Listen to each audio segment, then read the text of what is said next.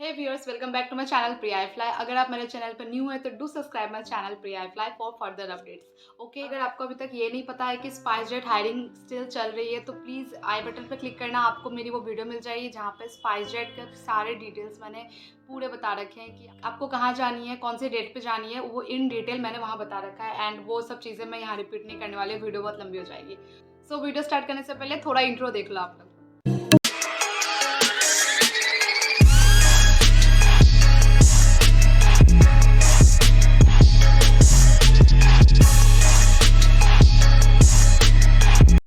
Okay, सो मैं ज़्यादा लंबा नहीं रखूँगी, बहुत ही पॉइंट टू पॉइंट बता दूँगी, आपको इन डिटेल बता दूँगी सारी चीज़ें, क्या क्वेश्चन आंसर हुए थे। Please sit with your pen and pencil और वॉटेवर, एक नोट बना लो। एक क्वेश्चन आंसर जो मैं चीज़ें बोल रही हूँ ना, उसको आप प्लीज़ एक नोट डाउन करके रख लो, ताकि आपको वो हेल्प मिले आप जब फर्दर इंटरव्यू राउंड्स के लिए आप जा रहे हो। ठीक है, तो सबसे पहले मैं आपको ये बता देती हूँ, जब आप एंट्री के लिए जाओगे ना वहाँ पे, पहले आप जब गेट पे जाओगे एंट्री के लिए, तो आपको जो वॉचमैन होगा या फिर सिक्योरिटी गार्ड होगा, तो वो आपको रजिस्ट्रेशन के लिए बोलेंगे कि आप रजिस्ट्रेशन करो।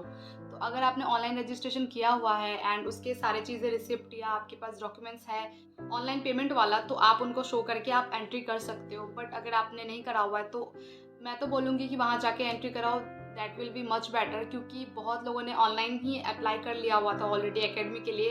एंड जब वो वहाँ गए हैं तो उनका पेमेंट वहाँ पे नील दिखा रहा था, लाइक पेमेंट नहीं हुआ है एंड दे नीड टू पे अगेन देयर, क्योंकि आप इंटरव्यू वाले जगह पे आ गए हो तो आप पीछे घूम के वापस नहीं जा सकते हो, है ना। तो जिनके पास था तो उन्होंने वापस से पे करे हैं। I know 2000 amount is very much, but हमारे लिए, वो हम जैसों के लिए 20,000 के जैसे बराबर है वो। बट स्टिल अगर आप पे करके इंटरव्यू देना चाहते हो तो आप वहीं पे करके देना, इंटरव्यू देने के लिए जाओ। पहले ही ऑनलाइन मत करो, क्योंकि इश्यूज हो जाता है, सर्वर ही सर्वर है ना, नेटवर्क प्रॉब्लम होती है। तो आपको गेट पे 2,000 रुपये ले लेंगे आपसे एंड आफ्टर दैट वो रजिस्ट्रेशन करेंगे।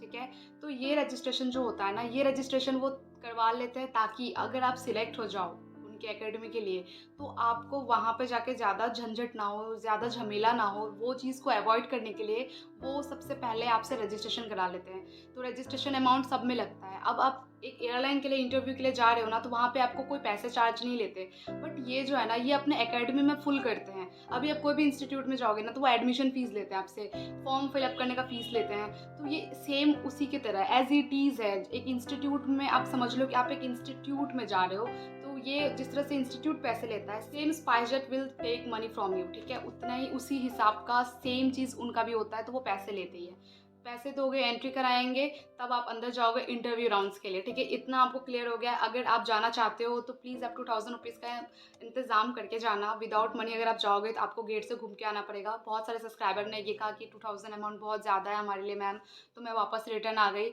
नॉट एन इशू, आपके ऊपर है कि आप अफोर्ड कर सकते हो तो आप जाओ, अगर आप अफोर्ड नहीं कर सकते हो तो कोई बात नहीं, आप और भी एयरलाइन से आप उसके लिए अप्लाई कर सकते हो। अपना मन छोटा मत करो। ठीक है, सो मैं आपको ये बता देती हूँ कि अब राउंड्स क्या क्या हुए थे। सबसे पहले क्वेश्चंस क्या करे गए थे, कितने एचआर होते हैं, कितने कैंडिडेट्स अंदर जाती है, मैं सारी चीज़ें इन डिटेल बता दूंगी। प्लीज़ वीडियो को एंड तक देखना एंड चीज़ों को समझ के देखना। ठीक है, ताकि कोई भी आपको डाउट्स ना रहे। तो राउंड नंबर वन हो जाता है जीडी। दूसरे एयरलाइंस में अब जीडी बंद कर दिया गया, बट स्पाइसजेट में सबसे पहला स्टेज आपको क्लियर करना है जीडी राउंड। ठीक है, GD means group discussion round. और यहाँ पे जीडी वैसा जीडी होता है जैसे जहाँ पे बातों को काट दिया जाता है, फिर कहते हैं कि नहीं you are wrong I am right, I am wrong you are right. तो इस हिसाब का जीडी वहाँ पे चलता है। आपको वो एक टॉपिक देंगे रूम में।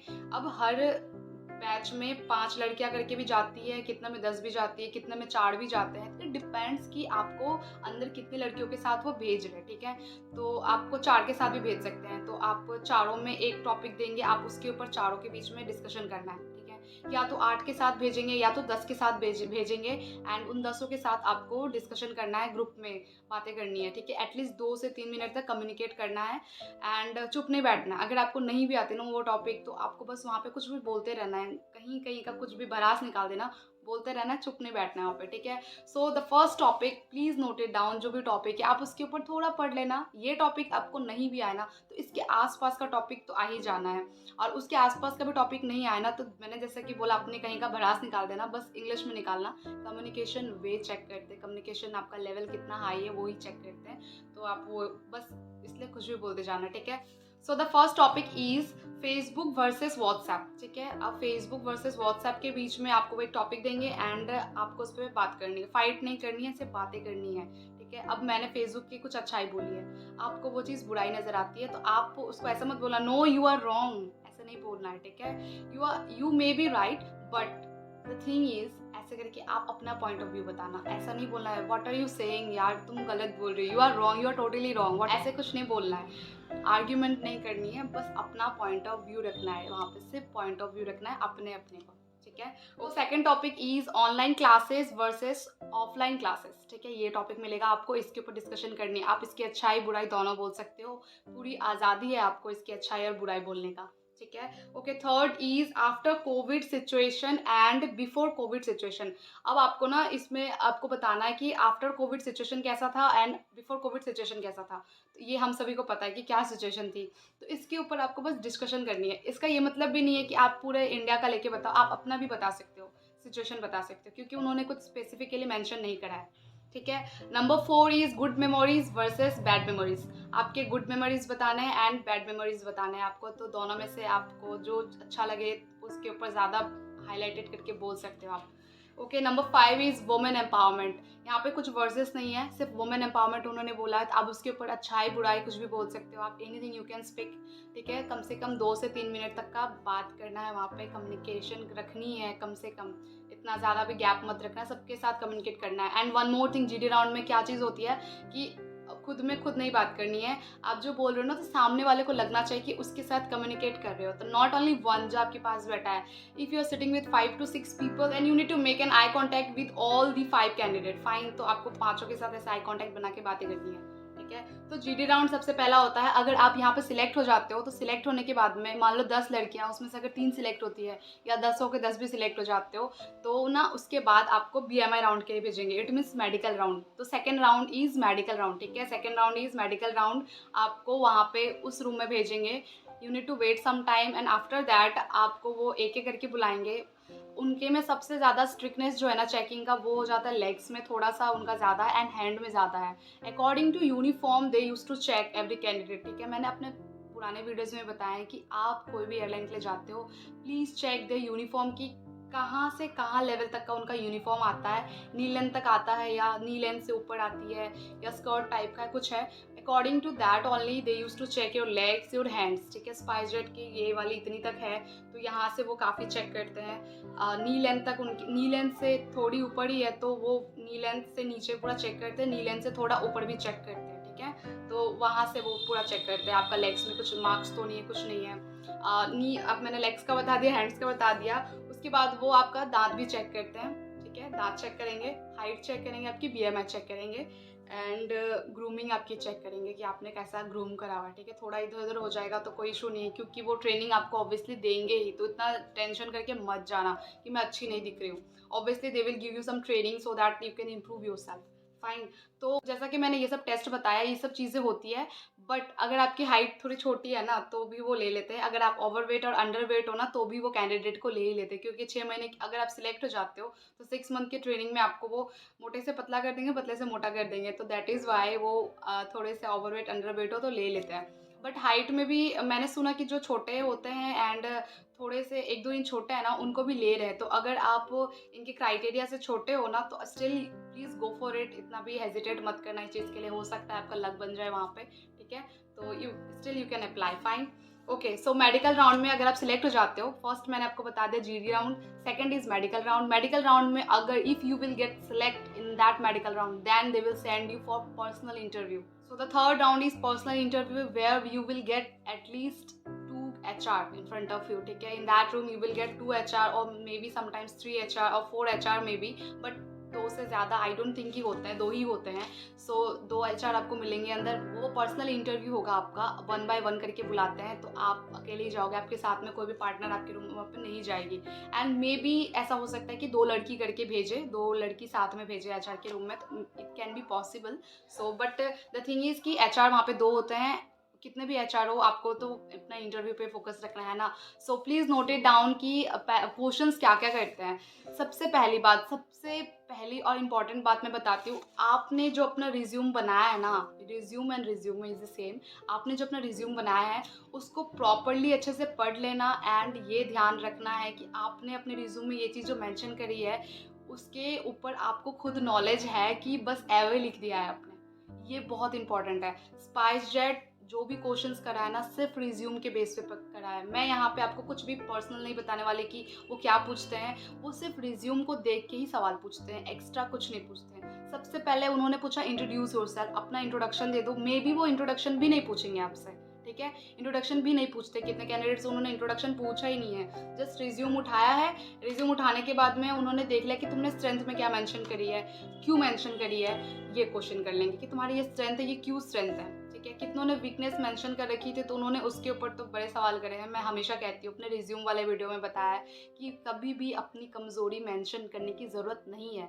हमेशा अपना जो आपका वो है ना स्ट्रॉन्ग पॉइंट्स है उसी को मेंशन करो, क्योंकि it can give reason to them so that they can reject you very easily. तो ये चीज़ आपको माइंड में रखना है कि अपनी कमज़ोरी नहीं बतानी है, सिर्फ अपना स्ट्रॉन्ग पॉइंट, अपना स्किल, अपना स्ट्रेंथ मेंशन करना है, ठीक है। तो आपके रिज्यूम में स्ट्रेंथ है तो वो उसके ऊपर क्वेश्चन करते हैं।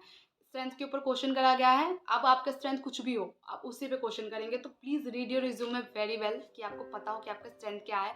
एंड आफ्टर दैट हॉबीज़, वो क्वेश्चन कर रहे हैं हॉबीज़ पे। आपकी हॉबीज़ में जैसे कि मान लो आपने रीडिंग लिख रखी है ना, तो they will ask you questions on reading only, that last book आपने कौन सी पढ़ी है, नेम वन ऑथर जिसका बुक आपको बहुत ज़्यादा इंस्पायर करता हो, योर वन इंस्पिरेशन, ठीक है, व्हाई यू स्टार्टेड रीडिंग। तो ये चीज़ आपको पूछेंगे। तो ये हो गया बेसिक। ये सवाल सिर्फ उनको पूछते हैं जो कि फ्रेशर है, टोटली फ्रेशर, कभी कोई भी लाइन में उनका एक्सपीरियंस नहीं है। आप 12th के बाद सीधा जा रहे हो तो obviously you are a very much fresher, मतलब बहुत ही ताज़ा फ्रेशर हो आप। तो आपके पास कोई एक्सपीरियंस नहीं है, तो they will ask questions according to your resume, fine. But if you are experienced in any field, not only in aviation, in any field, if you have any like 1 month experience also, they will ask questions आपके job के related कि आपने पुराने field क्यों छोड़ी, आप spice jet क्यों आए हो, why you want to join spice jet, तुमने पुरानी चीज़ें क्यों छोड़ी, तुम जो जॉब करती थी वहाँ पे ऐसा क्या बुरा था, क्या अच्छा नहीं था, माहौल कैसा था। तो एवरीथिंग, वो सारी चीज़ें related with your resume they will ask you.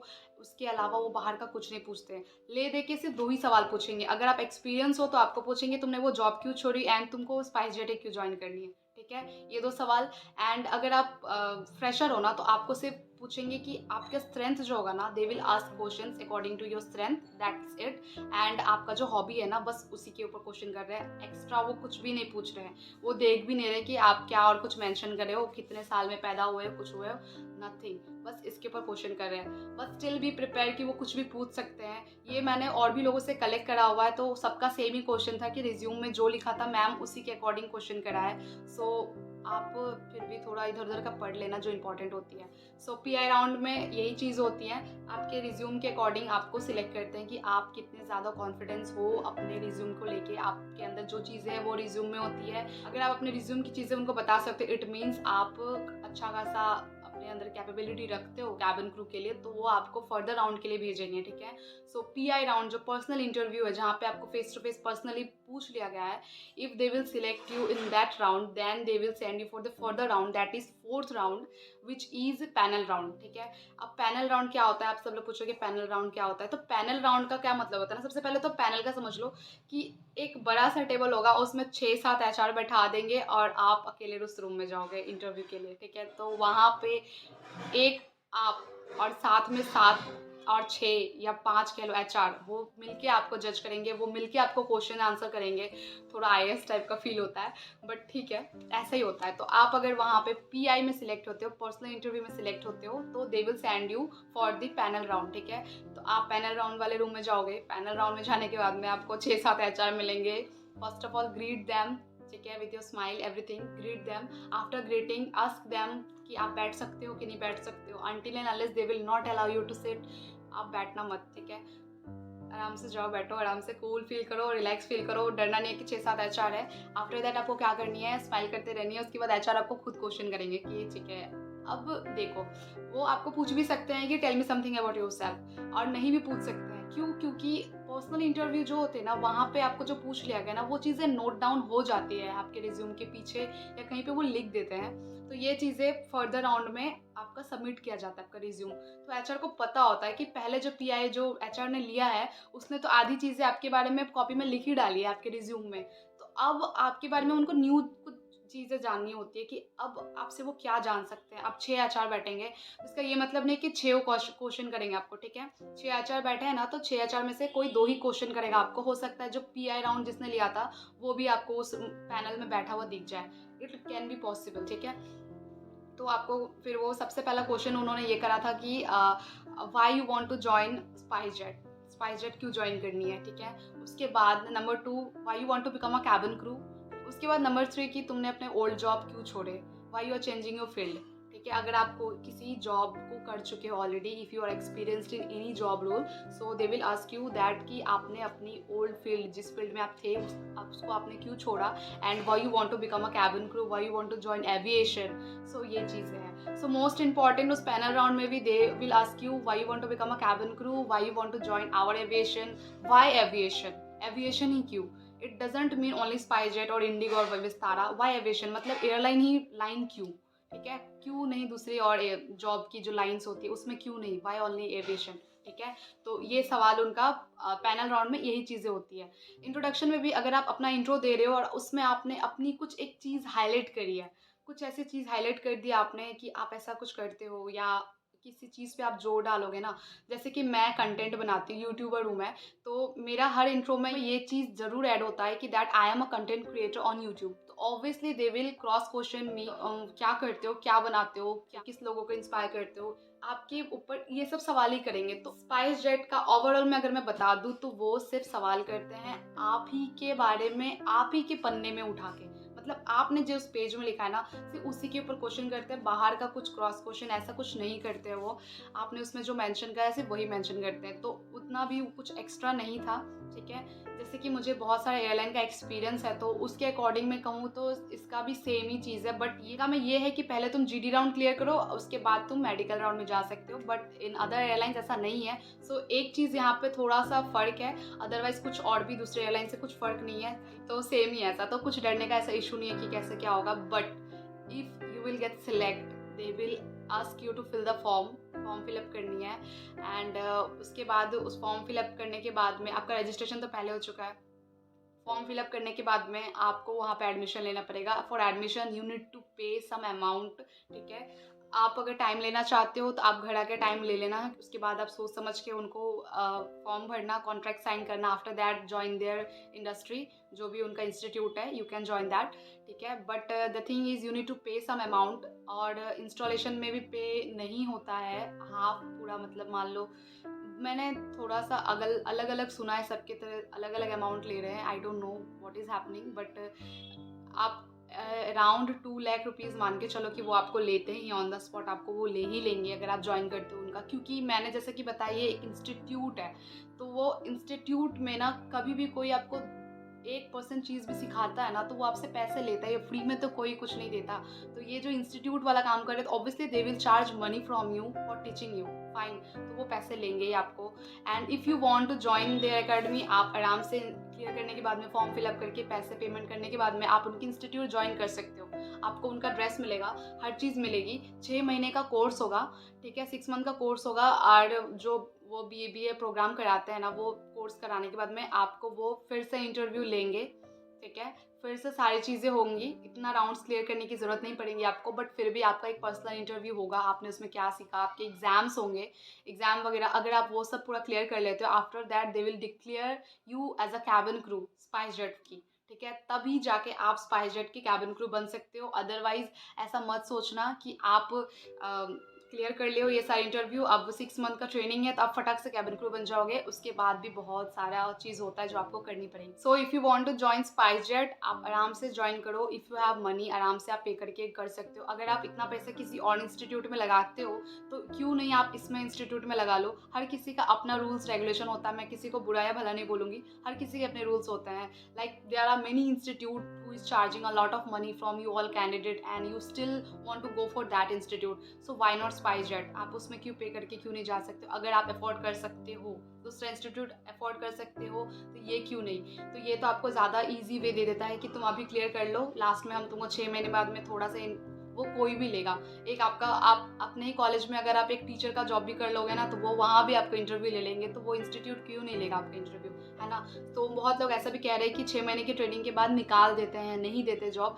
ऐसा नहीं है। आप जो 6 मंथ में जो चीज़ आप सीखोगे ना, वो उसके ऊपर एग्जाम लेंगे, आप अगर वो पास कर लेते हो तो why they will not select you as a cabin crew for their brand, ठीक है? वो अपने ब्रांड के लिए ऑब्वियसली आपको कैबिन क्रू लेंगे। इतना लोगों के माइंड में काफ़ी मिथ भरा हुआ है, ठीक है? सिर्फ पैसे की वजह से अगर आप नहीं जाना चाहते हो then you can skip, but अगर आप पैसे प्रॉब्लम नहीं है बट तो you can go for SpiceJet, it's not a bad airline, ठीक है? तो आप आराम से उसमें जा सकते हो, कोई भी दिक्कत नहीं है। सो दिस इज़ इट, यही चीज़ें थी।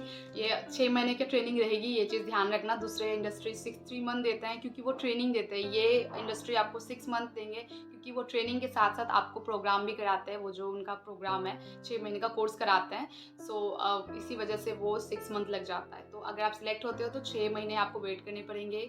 सेम चीज़ें होती है जो दूसरी एयरलाइन में होती है, सेम चीज़ कराएंगे। ये हर चीज़ सेम होता है, बस ड्यूरेशन थोड़ा ज़्यादा है, थोड़े अमाउंट ज़्यादा है, ठीक है? Okay, so this is it. आप 4th राउंड तक क्लियर कर लिए, इट मीन्स आप कैबिन क्रू बन गए हो उनके लिए। बट आप अब इसके बाद आपको ज्वाइन करनी है नहीं करनी है, ये बस आपके ऊपर डिपेंड करता है। तो ये आपका डिसीजन है, ये तो मैं कुछ नहीं बोल सकती हूँ। सो आई होप आपको सारा डाउट्स क्लियर हो गया हो, कुछ भी डाउट्स ना रहा हो। बट फिर भी अगर कोई क्वेरीज है, कोई क्वेश्चंस है, कुछ भी डाउट है माइंड में चल रहा है, you can let me know in the comment section. And अगर आपको और कुछ बतानी है, कुछ और भी चीज़ इन्फॉर्मेशन शेयर करनी है, तो प्लीज़ कमेंट डाउन, मैं उसको पिन कर दूंगी ताकि मेरे जो व्यूअर्स है जो भी कमेंट पढ़ेंगे या कुछ करेंगे उसको पता चल जाए कि कोई और एक्स्ट्रा इन्फॉर्मेशन देने की कोशिश कर रहा है। तो चलो, वीडियो इतना तक ही था। प्लीज़ अगर वीडियो अच्छी लगी हो, मेरी मेहनत के लिए एक लाइक कर देना यार, प्लीज़ एक लाइक कर देना, अपने अपने लाइक्स करके जाना। एंड अगर आपने मेरा चैनल अभी तक सब्सक्राइब नहीं किया तो डू सब्सक्राइब गाइज। एंड अगर वीडियो अच्छी लगी तो प्लीज़ कमेंट भी कर देना थोड़े से प्यारे से, मुझे बिल्कुल भी बुरा नहीं लगेगा कि आप मेरे लिए कमेंट्स कर रहे हो, ठीक है? चलो, बाय।